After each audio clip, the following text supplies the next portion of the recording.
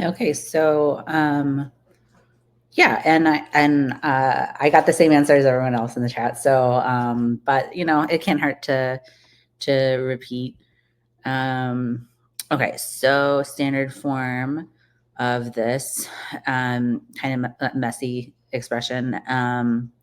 So the first thing I would do is circle the phrase standard form, and either like look at what your textbook definition is, or whatever your teacher, whatever you have in your notes. I would start off with that first before you even like look at the numbers in the question. I would say standard. And actually, what you could do too is you could put this on a flashcard because it's probably going to be on your test, right? So, but you could start. So when you're studying for your test, you remember this standard form. Remember, you can even Google this. What is standard form? So ax squared plus bx, plus c equals 0, right?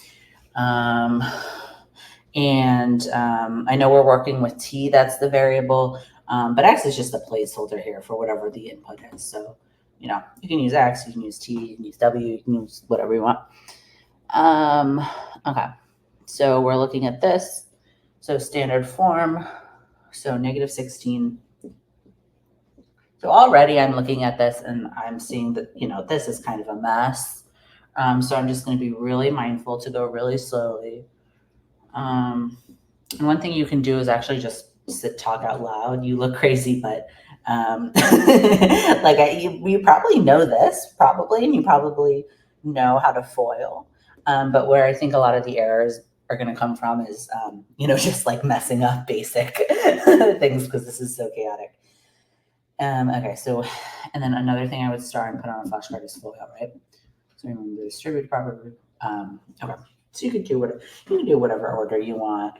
I'm going to say I'm going to tackle this, right? Because it doesn't matter where.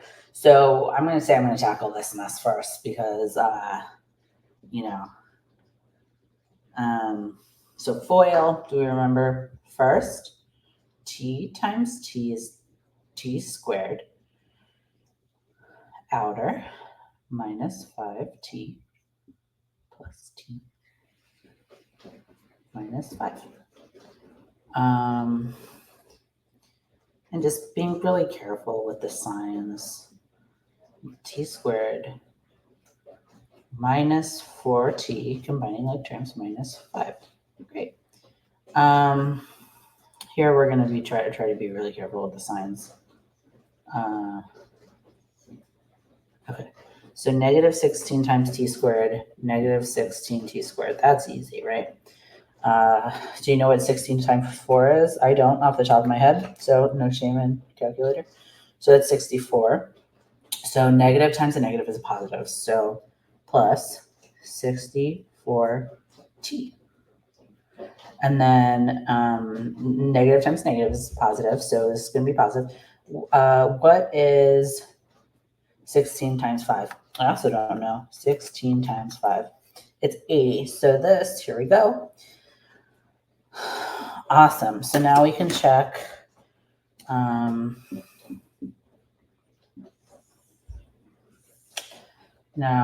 So this is the answer. Now we can check, just double check to make sure. Is this in this form? Yes, ma'am, it is, because look, we start out, we have the x squared term first, right? Then we have the x to the first power here. And then we have this, and then it's all equal to 0. Great. So pretty straightforward. I would say to recap the things that you want to do is probably just do a lot of repetition of this type of question.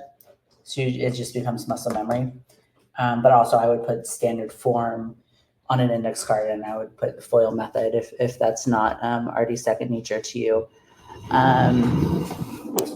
But yeah, other than that, thank you so much for submitting the question. I hope this helps in some way.